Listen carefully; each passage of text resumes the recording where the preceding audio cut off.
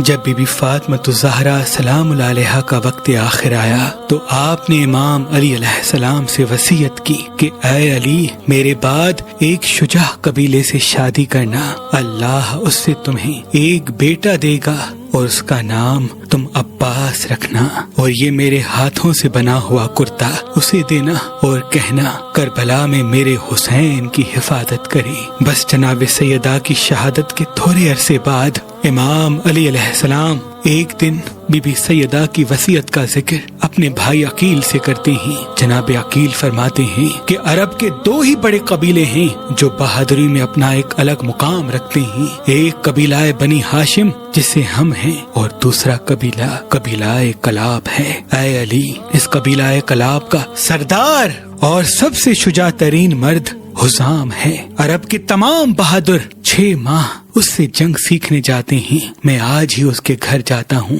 اور آپ کے لیے رشتہ مانگتا ہوں۔ حضرت حزام کے والد کا نام ام الانسا تھا، یعنی نیزوں سے کھیلنے والا، اور آپ کی زوجہ کا نام ثمامہ بنت سہیل تھا۔ یہ قبیلہ اتنا بہادر ہوا کرتا تھا کہ اپنے جانوروں کو رسی سے نہیں باندھا کرتے تھے، بلکہ اپنے جانوروں کو اپنے بازوں کی طاقت سے قابو کیا کرتے تھے۔ بس ادھر سے جناب عقیل چلتے ہیں اور وہاں حضرت حزام کی بیٹی جس کا نام فاطمہ تھا، جو بہت ہی سخی، با ادب اور اہل بیت کے گھرانے سے محبت کرنے والی تھی، آپ کے والد نے آپ کا نام فاطمہ حضرت محمد مصطفیٰ صلی اللہ علیہ وآلہ وسلم کے عشق میں رکھا تھا کہ رسول اللہ کی بیٹی کا نام فاطمہ ہے تو میں بھی اپنی بیٹی کا نام فاطمہ رکھتا ہوں، تاکہ روز قیامت میری بیٹی فاطمہ رسول اللہ کی بیٹی فاطمہ کی کنیز بن کے اٹھے۔ اتنے میں آپ کی بیٹی خواب دیکھتی ہیں کہ آسمان سے ایک چاند ان کے ہاتھ پہ گرتا ہے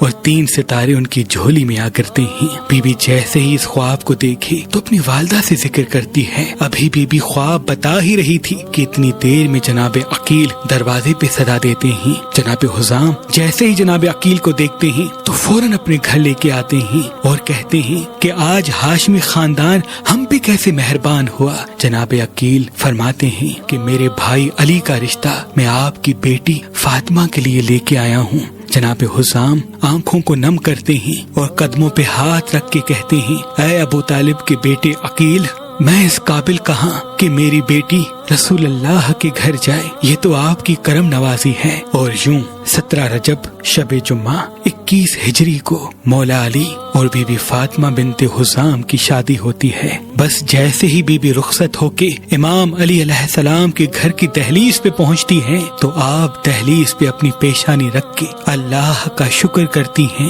اور امام علی سے ایک گزارش کرتی ہیں کہ یا علی، میں کنیز کی بیٹی ہوں اور اس گھر میں حسن و حسین رہتے ہیں، میں نہیں چاہتی کہ آپ مجھے فاطمہ کہہ کے بلائیں، کیونکہ یہ نام حسن و حسین کی والدہ کا نام ہے۔ امام علی علیہ السلام نے بی بی فاطمہ بنت حزام کو دیکھا اور فرمایا، آج سے ہم آپ کو ام البنین کہیں گے، یعنی بیٹوں کی ماں۔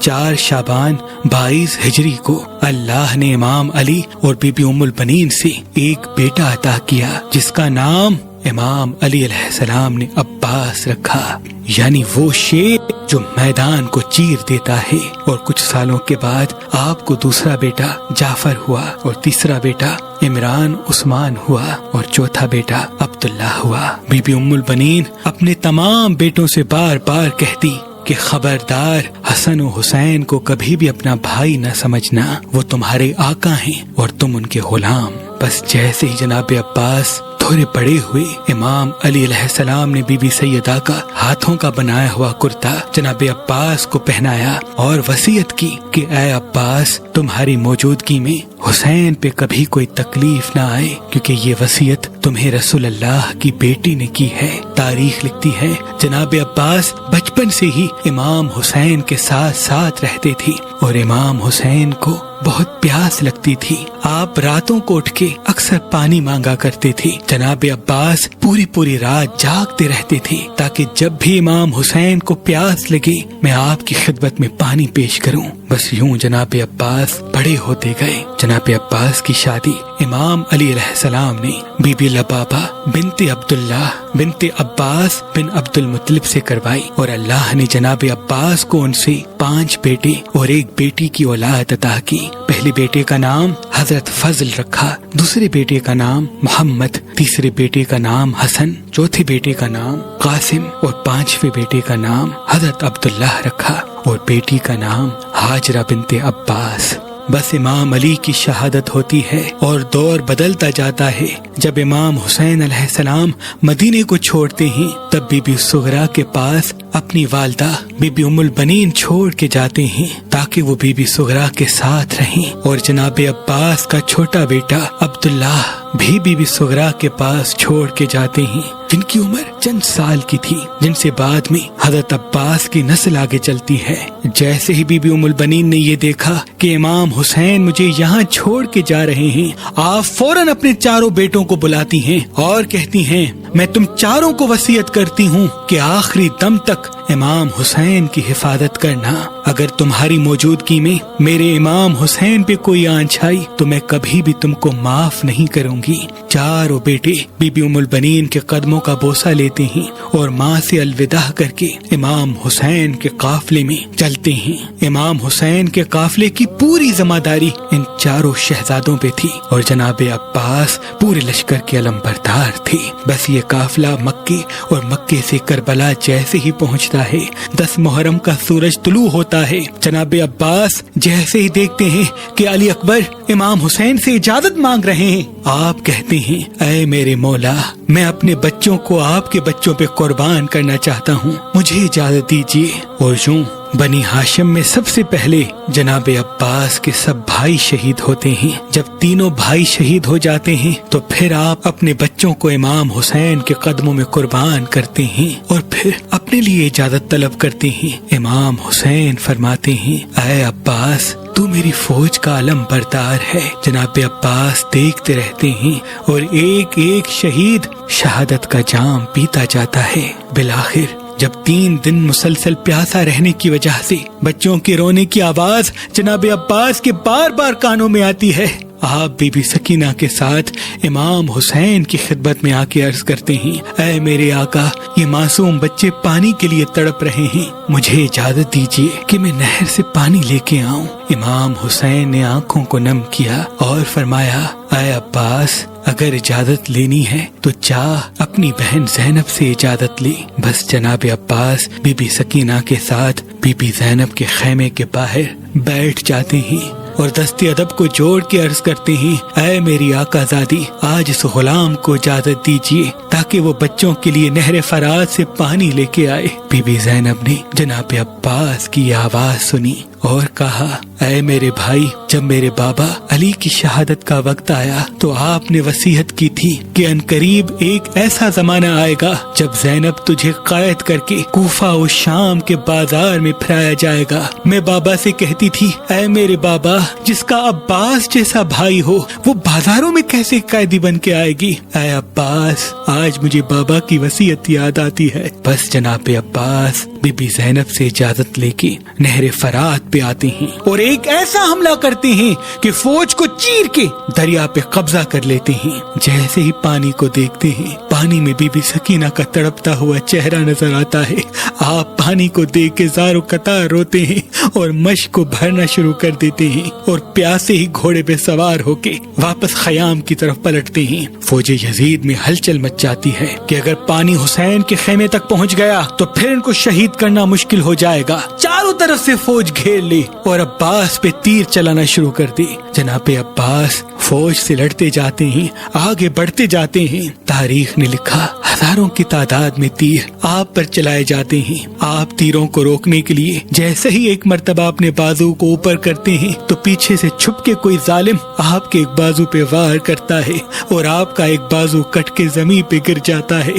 آپ صرف یہی چاہتے ہیں کہ کیسے بھی کر کے یہ پانی امام حسین کے معصوم بچوں تک پہنچایا جائے۔ آپ مشق اور علم دوسرے دوسرے بازو میں سنبھال کے تیز تیز خیام کی طرف بڑھتے ہیں کہ اتنے میں کوئی ظالم پھر سے آپ کے دوسرے بازو پہ وار کرتا ہے. آپ کا دوسرا بازو بھی قلم ہو جاتا ہے. آپ مشق کو اپنے دانتوں میں سنبھال کے خیام کی طرف بڑھتے جاتے ہیں کہ اتنے میں ایک تیر آپ کی دائیں آنکھ میں لگتا ہے. جناب عباس تڑپ اٹھتے ہیں اور چاہتے ہیں کہ اپنی آنکھ کا تیر نکال دیں، لیکن آپ کے بازو پہلے ہی شہید ہو چکے ہوتے ہیں. آپ جیسے ہی تیر کو نکالنے کے لیے اپنی زانوں کا سہارا لیتے ہیں، اتنے میں کوئی ظالم آپ کے سر پہ گرز مارتا ہے اور آپ گھوڑے کی زین سے زمین پہ آتے ہیں. پوری فوج مل کے آپ پہ حملہ کرتی ہے اور آپ کے پورے جسم کو زخمی کر دیتی ہے.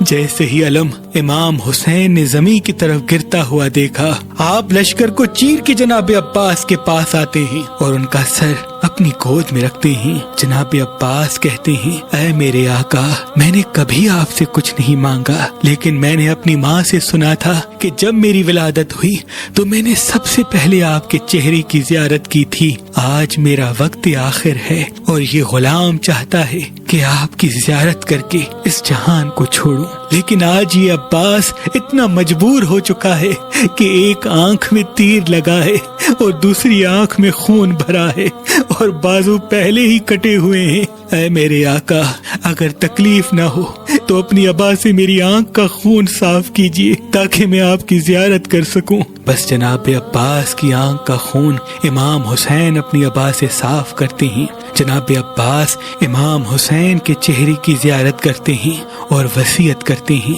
کہ اے میرے آقا، آپ صبح سے لے کے اب تک سب کی لاش میدان سے خیمے کی طرف لے کے جا رہے ہیں. میری یہ وصیت ہے کہ میری لاش کو خیمے میں نہ لے جانا، کیونکہ سکینہ وہاں منتظر ہے کہ چچا پانی لے کے آئے گا.